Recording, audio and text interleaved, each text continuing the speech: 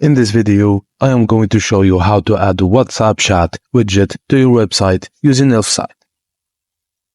1. Head over to elfsight.com and select the WhatsApp chat widget from the menu. 2.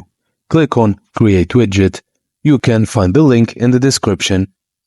Choose a template that best suits your website's style and layout. 3.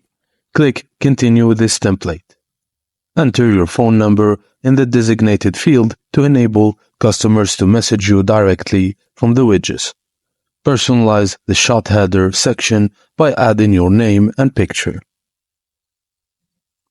Explore the Settings tab to adjust the layout, size, colors, and fonts of your WhatsApp chat widget according to your preferences.